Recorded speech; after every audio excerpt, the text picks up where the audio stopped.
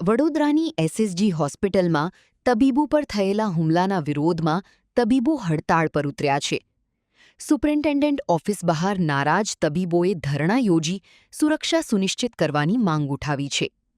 ઘટનાને પગલે મામલો સરકાર સુધી પહોંચતા કલેક્ટરે મોરચો સંભાળ્યો છે અને તબીબોની સુરક્ષા જાળવવા જરૂરી પગલાં લેવાશે તેવી ખાતરી આપી છે. કલેક્ટરે જણાવ્યું કે ફરજ પરના તબીબો પર હુમલો અસ્વીકાર્ય છે અને ડોક્ટરોની નિર્ભય રીતે કામ કરવા યોગ્ય વાતાવરણ મળવું જોઈએ. હુમલાના કેસમાં 5 આરોપીઓની ધરપકડ કરવામાં આવી છે અને સમગ્ર ઘટનાની તપાસ માટે કમિટી રચવાની પણ જાહેરાત કરવામાં આવી છે. વધુ અપડેટ માટે જોડાયેલા રહો સમાચાર ડાયરી સાથે. ડિકમ્પોઝિશન ધીમું પડે, અટકે તો નહીં જ. મોર્ચરી કેબિનેટ્સ 2 થી 8 ડિગ્રીના વચ્ચેના ટેમ્પરેચરની અંદર be it slows down the process of decomposition. Nothing can halt the process of decomposition.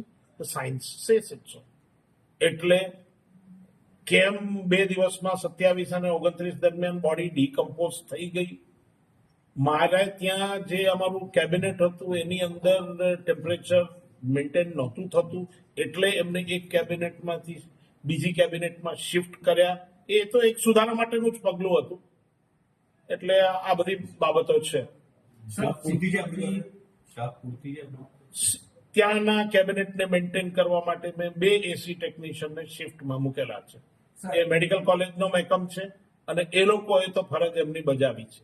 Sir, Sayaji હોસ્પિટલના આટલા મોટા પરિસરમાં એક શિફ્ટમાં જે સિક્યુરિટી ગાર્ડની સંખ્યા છે તે ઘણી ઓછી છે, જેને લઈને આવા બનાવો ઘણીવાર બનતા હોય છે. નાના મોટા ઘટના તો લગભગ રોજ બનતા હોય છે.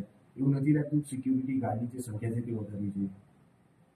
તમારી વાત સાથે હું 100% સહમત છું અને આ બધા પ્રશ્નોની રજૂઆત સાથે અમે સરકારશ્રીમાં દરખાસ્ત કરેલ છે, જે ખૂબ જ વિચારણા હેઠળ છે અને કદાચ બહુ જલ્દી એનો નિકાલ પણ આવશે.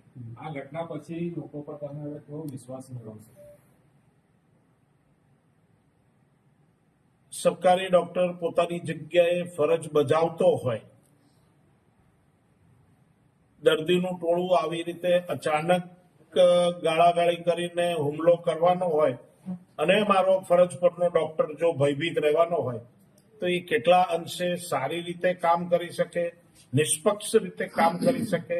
અને એટલા માટે જ અમે અમારા તબીબોની સાથે છીએ અને એટલા માટે જ અમે એવી અપીલ કરીએ છીએ જનતાને કે દરેક વખતે ડોક્ટરને દોષિત ના ઠેરવો. આ એક ટેકનિકલ ગ્લિચના લીધે થયેલી ઘટના હતી.